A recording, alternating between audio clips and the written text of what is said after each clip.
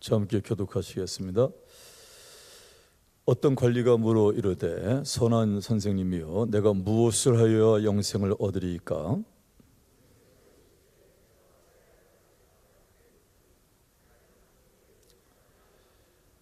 네가 계명을 안 하니 간음하지 말라, 살인하지 말라, 도둑질하지 말라, 거짓 증언하지 말라, 네 부모를 공경하라 하였느니라. 예수께서 이 말을 들으시고 이르시되 내게 아직도 한 가지 부족한 것이 있으니 내게 있는 것을 다 팔아 가난한 자들에게 나눠주라. 그리하면 하늘에서 내게 보화가 있으리라. 그리고 와서 나를 따르라 하시니,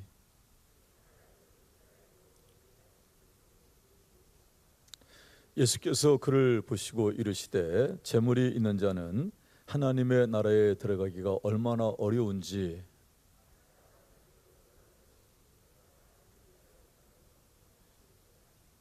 듣는 자들이 이르되 그런즉 누가 구원을 얻을 수 있나이까? 베드로가 여쭤오되 보옵소서. 우리가 우리의 것을 다 버리고 주를 따랐나이다.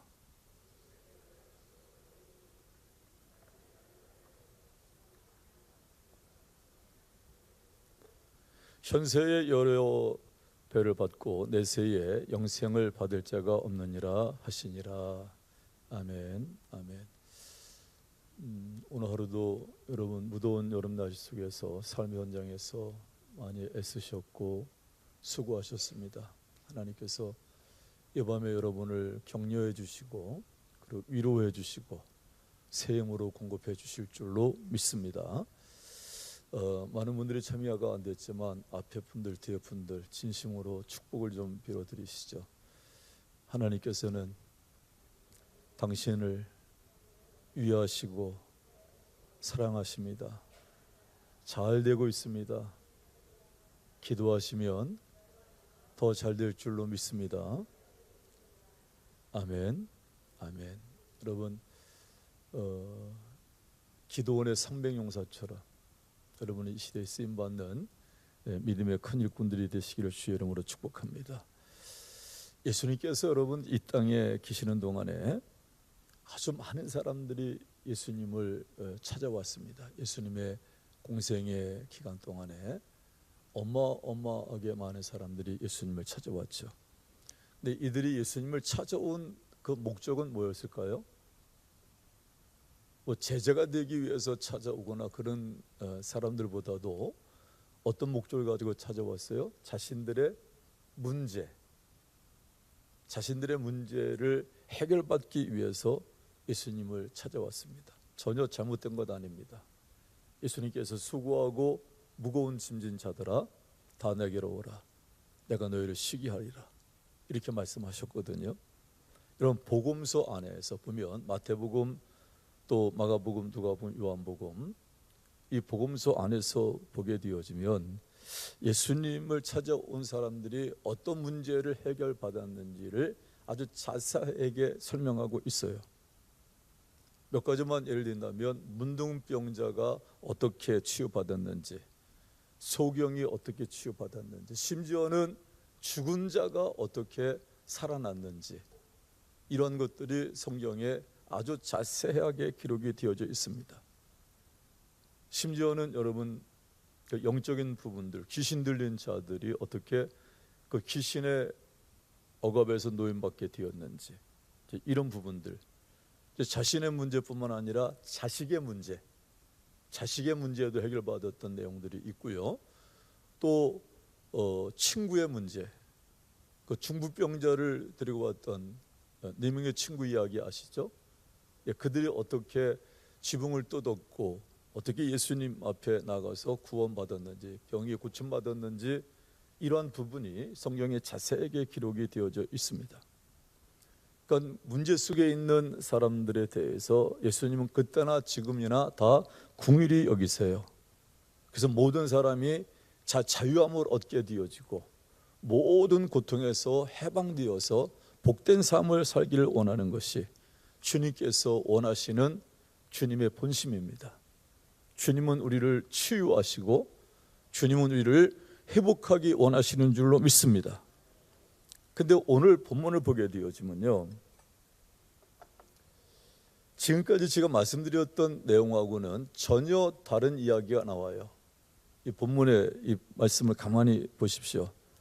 예수님을 찾아오기는 찾아왔어요.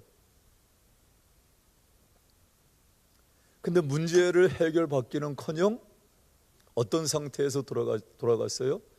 근심 속에서.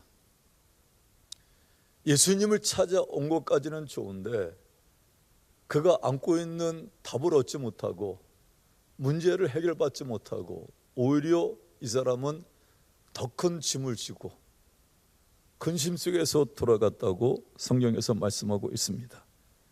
오늘 본문 23절 보실까요? 거기 보면은 말씀을 듣고 심히 어떻게 하였더라? 근심하더라. 말씀을 듣고 심히 근심하더라 이렇게 되어 있고요. 이 말씀이 공관복음 중에 마가복음을 보게 되어진 공관복음이라고 하는 것은 같은 관점에서 복음서가 기록된 거예요. 마태복음, 마가복음, 누가복음, 이것을 공관복음이라고 이야기를 하죠. 그래서 마태복음 10장을 보게 되어지면 22절에 보면 이런 말씀이 있어요. 슬픈 기색을 띠며, 그냥 근심하며 돌아간 것이 아니라 슬픈 기색을 띠며 근심하며 돌아갔다, 이렇게 마가복음 10장에서는 말씀하고 있거든요. 여기서 슬픈 기색이라고 하는 것은 뭘까? 절망스러운 표정이라는 거예요. 근데 여러분, 예수님께 나왔는데 문제 해결받기는커녕 이렇게 절망적인 표정을 짓고 돌아갔다고 하는 것, 대단히 안타까운 이 청년의 모습을 성경은 우리에게 가감없이 보여주고 있거든요. 그럼 궁금한 게 있지 않겠습니까? 예수님께서 이 청년에게 어떤 말씀을 하셨기에 이렇게 절망스러운 표정을 짓고 근심스러운 상태에서 이 부자 청년이 돌아갔을까? 여러분, 주님께서 분명히 이 사람의 문제 해결을 위해서 정확한 답을 주셨을까, 주지 않으셨을까? 주셨지. 그죠? 예. 아니, 예수님께서 이 청년이 안고 나온 문제, 이 청년이 어떤 상황 속에 있는지를 정확하게 진단하시고 그에게 필요한 정확한 답을 주셨을 텐데, 이런 상태로 절망 중에 심히 근심하면서 슬픈 기색을 띠고 아무 문제도 해결받지 못하고 그냥 돌아갔다고 하는 것, 쉽게 이해가 안 돼요. 오늘 본문이 대단히 심각한 부분이거든요. 문제를 해결받으러 왔다가 슬픈 기색을 띠고 근심 중에 돌아갔다고 하는, 이 보통 심각한 문제가 아니지 않겠습니까? 예? 여러분, 예수님께 나온 사람들 가운데에서 문제를 해결받지 못한 사람이 없어요. 예수님께 나온 모든 사람들이 다 문제를 해결받았는데 왜 유독 이 청년이, 그냥 청년도 아니고 성경에서는 부자 청년이라고 얘기하고 있거든요. 이 청년이 왜 이런 근심 속에 돌아갔을까? 뭐가 문제가 있을까? 예수님께서 이 사람이 감당하기 어려운 어떤 말씀을 하신 걸까? 이 사람이 어떤 부분에 대해서, 예수님이 하신 말씀 가운데 어떤 부분이 부담스러워서 이렇게 돌아갔을까? 여러분, 곰곰이 생각해 보십시오. 얼마나 이 부분이 좀 안타깝습니까? 대단히 심각한 문제가 본문에 있거든요. 오늘 이 본문의 말씀을 통하여서 이 밤에 우리 사랑하는 귀한 식구들에게 하나님이 하시고자 원하시는 말씀이 뭘까? 우리에게 들려주시려고 하시는 메시지가 뭘까? 그러니까 내가 듣고 싶은 말씀도 중요하지만 하나님이 우리에게 주시는 말씀을 붙잡고 그 말씀에 반응할 때, 그때 능력이 나타나고 그때 기적이 일어나고 하나님의 축복이 여러분의 삶 속에 열매로 나타나게 될 줄로 믿습니다. 그래서 오늘 이 사람이 우리에게 보여준 아주 중요한 부분을 우리가 놓치지 말아야 돼요. 그러니까 오늘 성경을 가만히 한 번, 두 번, 5번, 10번 이렇게 본문을 읽다 보면은 이 본문을 통하여서 이 사람이 행동한 행동이 보여져요. 그러니까 늘 말씀드리죠. 말씀은 거울이라고. 그러니까 말씀의 거울에 누구를 비춰봐야 돼요? 그러니까 나를 비춰봐야 되는데, 아이고 이 말씀은 고집사가 들어야 되는데, 이 말씀은 저집사가 들어야 되는데, 그러면 큰일 나는 겁니다. 그러니까 말씀 앞에 누가 서야 되는 거 아니? 내가 서야 돼. 나를 비춰봐야 돼. 오늘 여러분 심히 근심했다라고 하는 이 부분이에요. 심히 근심했다. 이것은 단순히 근심했다라고 하는 그 정도 얘기가 아니고, 염려했다고 하는 의미보다도 더 다른 표현으로 보게 되어지면, 정확하게 언어상으로 보게 되어지면 근심했다라고 하는 것은 이거예요. 망설이다. 망설였다는 거예요. 머뭇머뭇거렸다는 거예요. 예. 그냥 망설이고 머뭇머뭇거리다가 뭐를 놓쳐버린 거예요?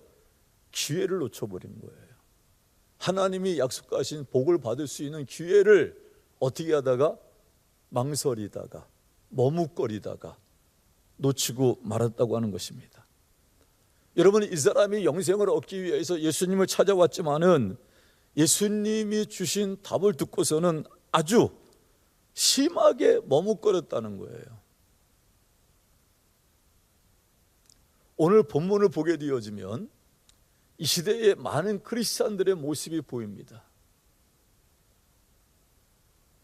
머뭇거리는,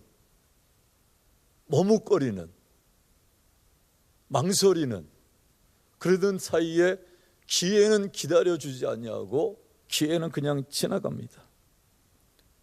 여러분, 머뭇거린다는 것이 뭐예요? 어떠한 행동 따위를 선뜻 결단하지 못하고 자주 망설인다고 하는 뜻이잖아요. 벌써 우리가 반년이 지나가고,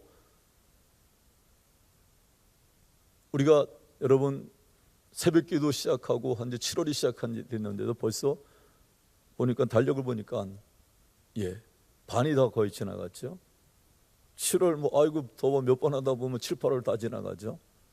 그러니까 우리에게 주신 기회를 우리가 붙잡지 않으면 눈 깜짝할 사이에 다 지나가 버리고 놓칠 수밖에 없다고 하는 사실이에요.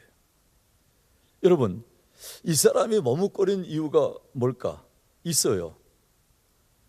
그러니까 이 사람이 영생을 얻기 위해서 예수님께 나와서 영생을 구할 때에 자기는 아무런 희생도 하지 않고 예수님께서 자기를 위해서 모든 것을 해 주실 것이라고 하는 기대가 있었는데, 예수님의 말씀을 듣고 어떤 벽에 딱 부딪혔는 거 아니? 자기 뜻대로 되지 않은, 그러니까 자기가 꼭 엘리사 앞에 나왔던 나만 장군처럼 말입니다. 그러니까 자기가 생각한 것이 있어요.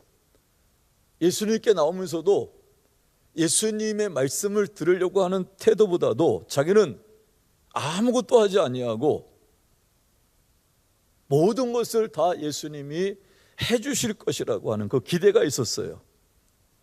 근데 자기의 마음대로 자기의 뜻대로 되지 않는다고 하는 벽에 딱 부딪힌 거예요.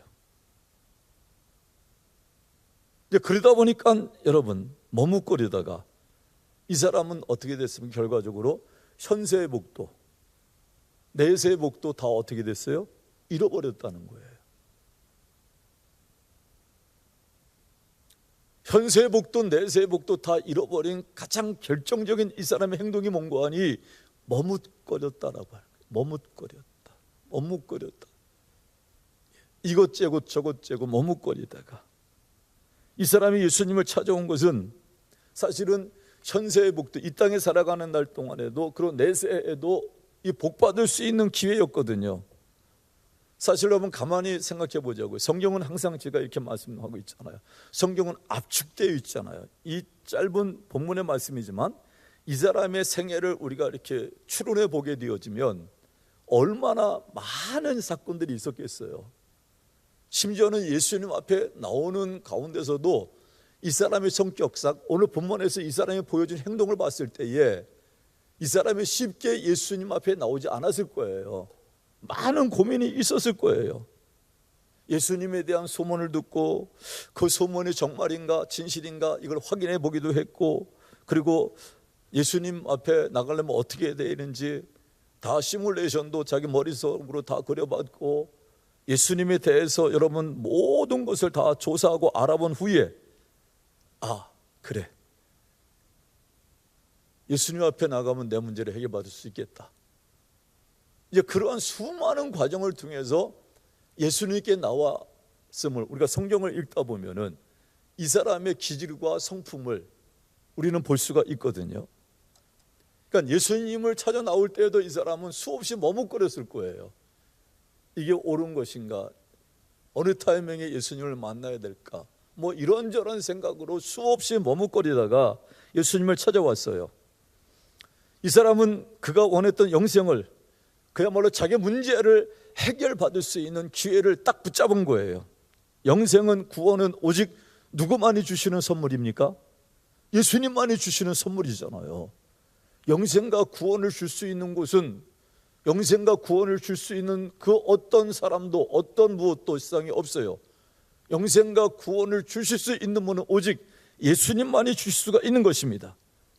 영생은 곧 유일하신 참 하나님과 그의 보내신 자 예수 그리스도를 아는 것이라 요한복음 17장 3절에서 우리에게 분명하게 말씀하고 있습니다. 그런데 영생의 주인 되시는 예수님을 통해서 영생을 얻을 기회를 머뭇거리다가 놓쳐버리고 말았다고 하는 사실, 머뭇거리다가 기회를 놓쳤다는 거예요. 그래서 여러분 아마 주마등처럼 스치는 여러분의 삶도 있을지 몰라요. 그때 머뭇거린 것 때문에 놓쳐버린 그 아쉬움이,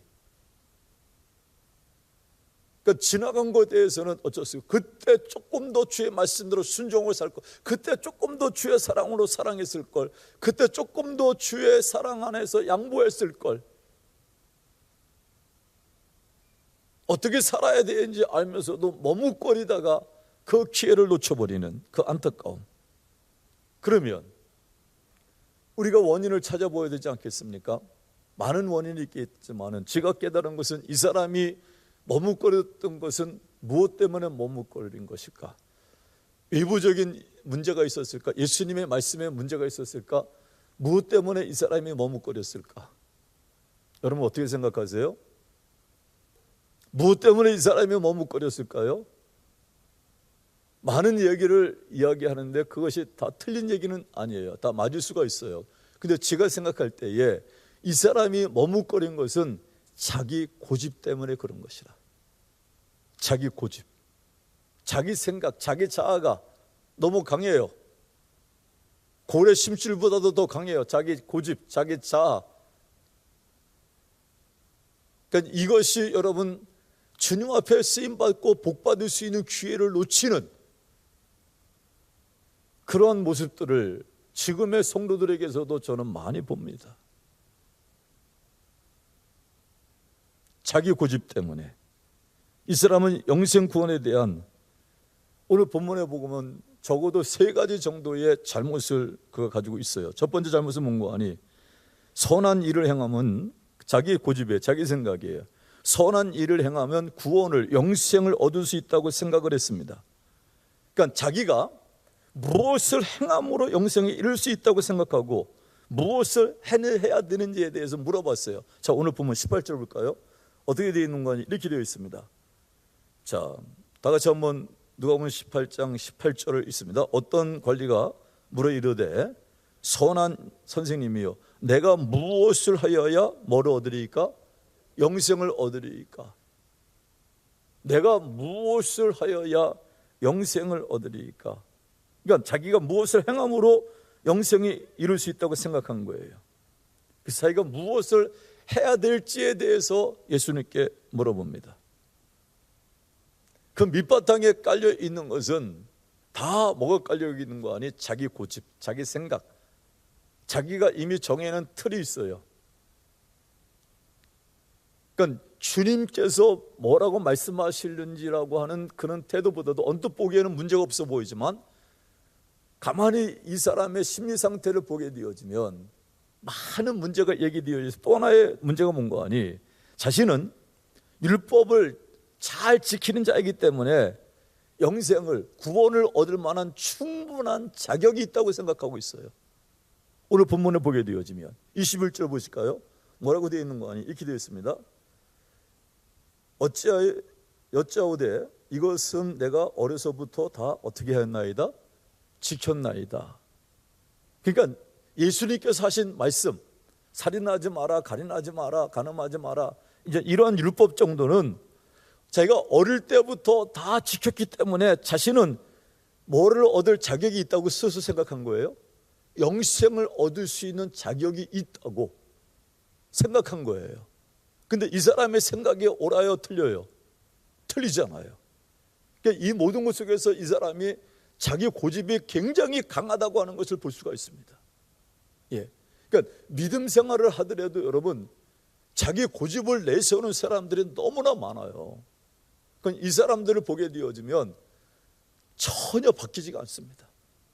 그러니까 자기 고집에 있는 사람들은 자기 열심에 빠진 경우가 있고요, 자기 고집에 있는 사람들은 자기 열심 속에서 더 나가서 자기 공로를 주장합니다. 그러니까 잘못하다 보면 이건 율법주의자가 되어버린다고 하는 사실이죠.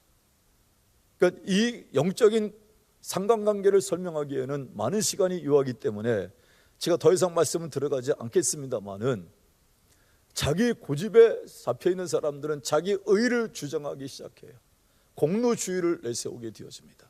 그래서 그것이 인정받지 않으면 견딜 수가 없어요. 이게 예수님 당시에 바리새인과 서기관들, 예수님께 책망받았던 사람들의 모습일 수가 있다고 하는 것입니다. 또 한 번 이 사람의 잘못을 한 가지만 더 우리가 살펴보게 된다면은 이거예요. 재물을 포기해야 한다면 재물을 포기하지 아니하고 뭐를 포기하겠다고 생각하는 거 아니? 영생을 포기하겠다고. 23절 보실까요? 거기에 어떤 말씀이 있는 거 아니? 그 사람이 큰 부자이므로 이 말씀을 듣고 심히 근심하더라. 그리고 근심했을 때 근심하고 예수님 말씀을 따른 것이 아니라 근심하고 어떻게 했어요? 그냥 돌아갔어요. 돌아갔다고 하는 사실이에요. 예.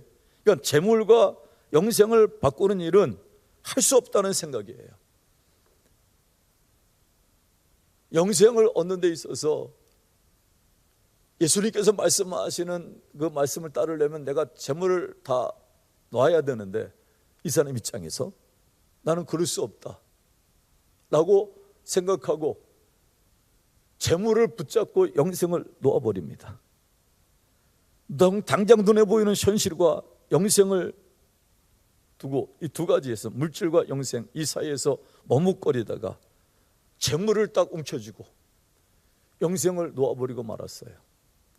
근데 오늘 예수님께서 우리에게 답을 이제 결론적으로 주고 계실 텐데, 하나님께서는 우리에게 가난해야지만 천국에 들어갈 수 있고, 부자가 천국에 들어가는 것은 낙타가 바늘귀에 들어가는 것처럼 힘들다라고 하는 것 속에서 부자가 되지 말라고 하는 거냐? 아닙니다. 예수님의 말씀의 의도가 그게 아니에요. 가치관의 문제를 얘기하고 있습니다. 우선순위의 이야기를 하고 계신 거예요.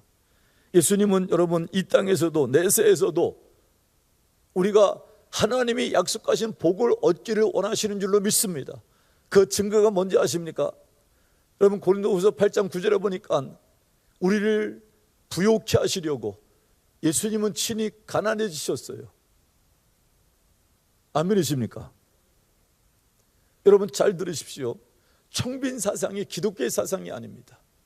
우리는 정당하게 하나님의 말씀에 근거해서 돈을 벌고, 그리고 청지기의 신앙을 가지고 정당하게 우리에게 주신 물질을 써야 되고, 그리고 우리 사랑하는 귀한 식구들이 삶 속에서도 부하게도 마시고 가난하게도 마시고 하시는 말씀도 있듯이, 하나님 믿는 사람들이 가난한 것도 죄는 절대로 아니지만 덕이 되지가 않습니다.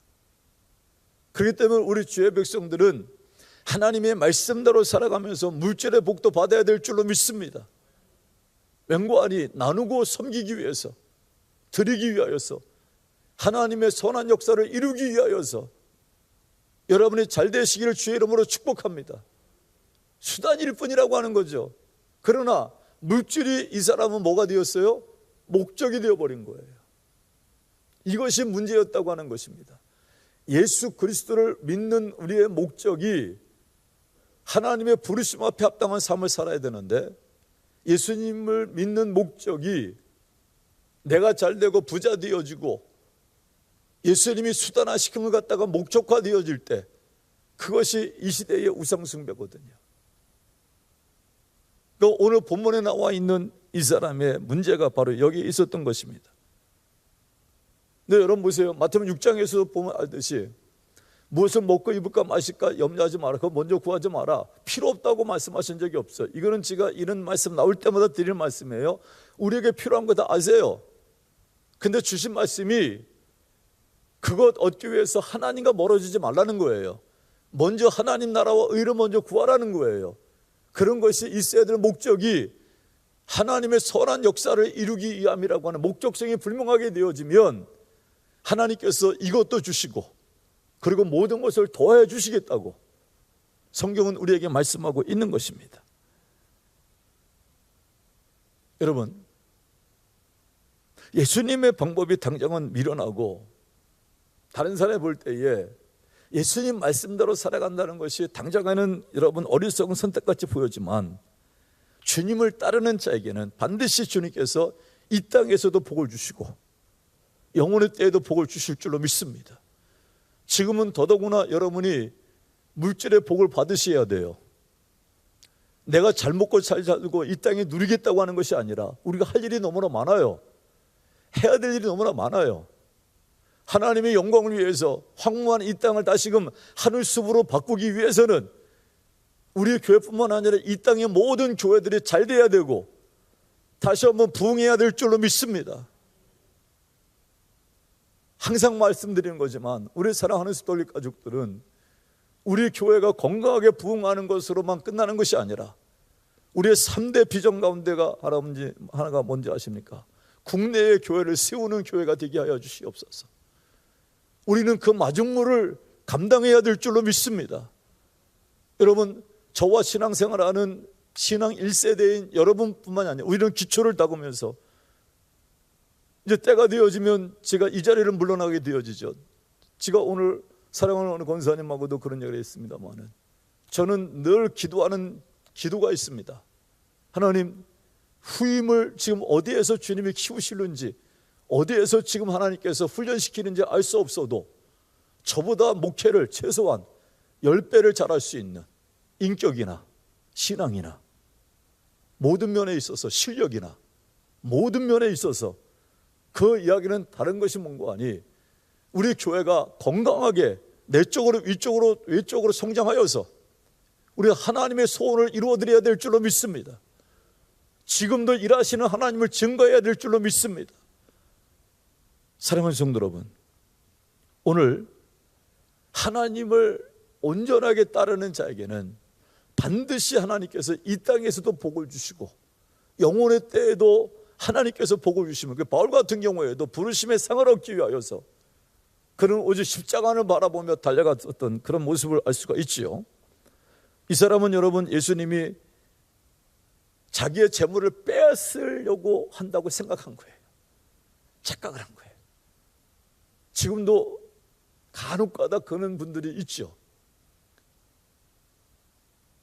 예수님이 교회에서 자기 돈을 뺏으려고 한다고 하는 그런 오해 속에서 주님과 깊이 있는 관계를 맺지 못하는 그런 안타까운 분들도 있단 말이에요. 이 청년처럼 이런 착각 속에 빠져 있는 사람 말입니다. 이 근저에는 뭐가 깔려 있어요? 이 사람이 생각은 뭐예요? 물질의 주인이 누구라고 생각한 거예요? 자기라고 생각한 거예요. 근데 여러분, 우리는 청직일 뿐이라는 거 잊지 마십시오. 우리는 시간도 생명도 물질도 모든 것의 주인은 누구신가 하니 주님이세요. 이 땅에 사는 날 동안에 하나님께서 맡기신 것 가지고 청지기의 삶을 살다가 가는 것이 우리의 사명이거든요. 근데 이 청년은 자기가 소유하고 있는 모든 것이 하나님께서 맡기셨다는 사실을 알지를 못하고 그것이 자기 것이라고 생각한 거예요. 그러니까 재물이 없는 삶은 이 사람에게는 상상할 수도 없는 거예요. 구원하고도 영생하고도 바꾸지 못하겠다고 할 정도로, 그러니까 이 사람의 우상은 뭔 거예요? 물질이에요. 물질. 그러니까 예수님의 의도를 착각한 거예요.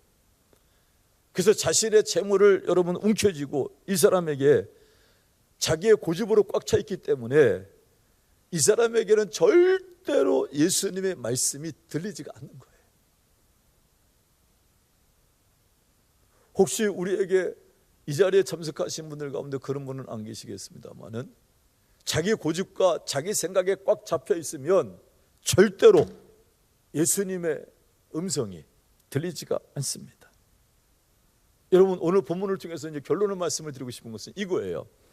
예수님은 우리에게 더 큰 복을 주시기를 원하시는 분이세요. 그러니까 이 사람이 예수님의 말씀을 따랐다면, 너의 것을 팔아서 가난한 자를 나눠줘라 했을 때 그 말씀을 따랐다면 예수님께서 이 사람을 가난하게 만드셨을까? 아니에요. 지금 이 사람이 누리고 있는 복하고는 비교할 수도 없을 정도로 하나님께서 복을 물붓듯이 부어주실 줄로 믿습니다. 여러분, 우리 경험적으로 알잖아요. 예. 과도하게 아껴도 부해지는 것이 아니라 하나님의 목적대로 살아야지만 부하게 되어지고 부족함이 없도록 공급하시는 하나님의 복을 누리게 될 줄로 믿습니다. 그래서 사랑하는 성도 여러분, 복음을 위하여서, 하나님 나라 확장을 위하여서 쓰임받을 수 있는 기회가 있을 때 머뭇거리지 마십시오. 믿음으로 순종할 때, 지금까지 여러분 우리가 잘나서 우리 힘으로 벌어온 것 같지만 아니요, 가만히 생각해보면 모든 것이 하나님의 은혜였어요. 하나님이 감동을 주실 때에 하나님의 선한 일을 위하여서 머뭇거리지 아니하고 헌신하고 충성할 때에, 하나님이 정하신 경계선을 분명히 지킬 때에 하나님께서는 하나님의 방법으로 우리의 삶을 열어가시고 경영하시고 축복해 주실 줄로 믿습니다. 나도 지금 힘들고 어렵지만 주변에 나보다 더 힘들고 가난한 사람이 있다면 내가 할 수 있는 범위 내에서 나도 힘들고 어렵지만 나누겠다고 하는, 섬기겠다고 하는 그 말씀 따라 살아가게 되어지면 주님이 반드시 그렇게 살아가는 자에게 약속하신 복으로 채워주실 줄로 믿습니다. 그러니까 우리 교회가 이런저런 이제 건축 위에 해야 될 일, 수습해야 될 일도 있고 뭐 등등에 이어하기 때문에 우리가 주변을 위해 섬기지 못하고, 또 우리가 미자립 교회나 선교에 대해서 우리가 등한히하고 여기에 대해서 무관심한다면 하나님께서 우리 공동체를 기뻐하시지 않는 게, 부족하고 연약해도 최선을 다할 때, 지금까지 저의 목회적 결론은 그건 것입니다. 하나님이 기뻐하시는 삶을 살게 되어지면 하나님은 하나님의 때에 하나님의 방법으로 우리가 알지 못하는 기적을 보게 도와주시고 우리의 문제를 해결해 주실 줄로 믿습니다. 여러분, 예수님을 따르는 자는, 이렇게 예수님을 따르는 자는 오늘 본문에서 말씀하고 있어요. 29절과 30절에 보게 되어지면 어떤 말씀이 있는 거니? 말씀 다 왔습니다. 자, 29절부터 30절까지 한번 다 같이 한번 읽어보실까요? 읽습니다. 시작. 이르시되 내가 진실로 너에게 이르노니 하나님 나라를 위하여 집이나 아내나 형제나 부모나 자녀를 버린 자는 현세 여러 배 받고 내세의 영생을 얻지 못할 자가 없느니라 하시니라. 진짜 버리라고 하는 얘기가 아니라 그렇게 우선순위를 두고 살아갈 때 하나님께서, 마가복음 여러분 그 10장에서 보게 되어지면은 100배의 복을 약속, 100배의 복을 받지 못할 자가 없다. 이건 진짜 100배라고 하는 것도 숫자적인 의미가 있지만 하나님께서 부족함이 없도록 그의 형편과 처지에 꼭 필요한 것으로 풍성하게 채워주심을 약속하고 있는 것입니다. 하나님은 째째하신 하나님이 아니세요. 하나님은 하나님의 목적대로 살아가는 자에 대해서 무관심하지 않으세요. 지금도 하나님의 말씀대로 순종하며 살아가는 자에게 하나님께서는 일하시고 하나님의 복을 함께 해주실 줄로 믿습니다. 자, 우리에게 이제 빨리 하고 마칠게요. 사랑하는 성도 여러분, 우리도 많은 시간을 머물거리다가 기회를 놓치기 일쑤입니다. 어떻게 살아야 되는지 알면서도, 하나님께서 뭘 원하시는지 알면서도 망설이다가 머뭇거리다가 세월만 낭비하는 경우가 많아요. 머뭇거리는 이유가 어디 있느냐? 착각 때문에 그렇습니다. 내 생각이 옳다고 하는 생각을 버리지 못하기 때문에. 그러니까 하나님의 말씀과 자기 생각이 딱 충돌되어질 때 자기 생각을 말씀 앞에 굴복시킬 수 있는 사람이, 이 사람이 하나님의 일하심을 보게 될 줄로 믿습니다. 왜 많은 사람들이 머뭇거리느냐? 여러분, 우리 하늘숲도교 가족들은 이 부분을 뛰어넘을 수 있게 되기를 축복하는데 희생과 헌신할 수 있는 그런 마음이 없는 거예요. 헌신하고 희생하는 것을 가면 갈수록 많은 사람들이 기피합니다.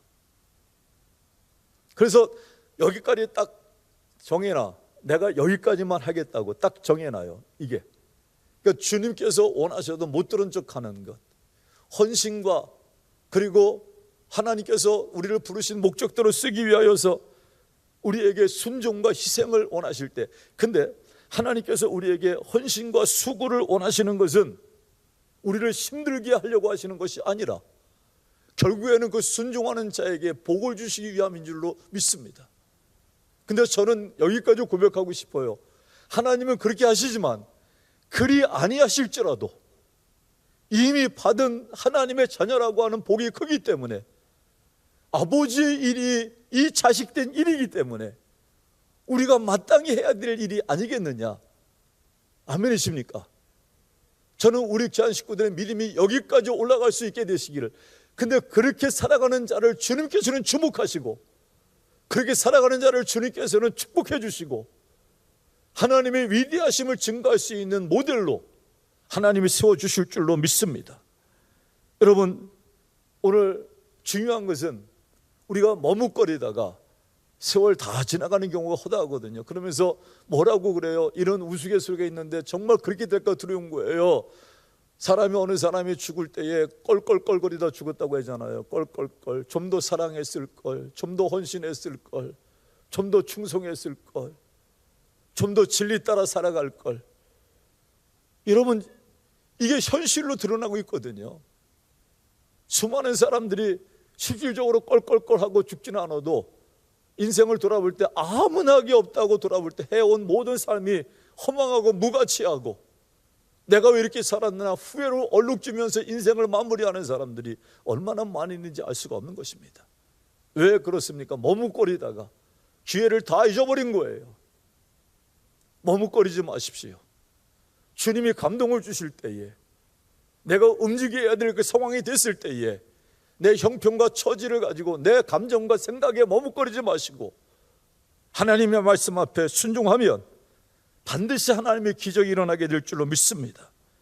예수님께서 준비하신 더 큰 축복을 기회가 왔을 때 붙잡으세요.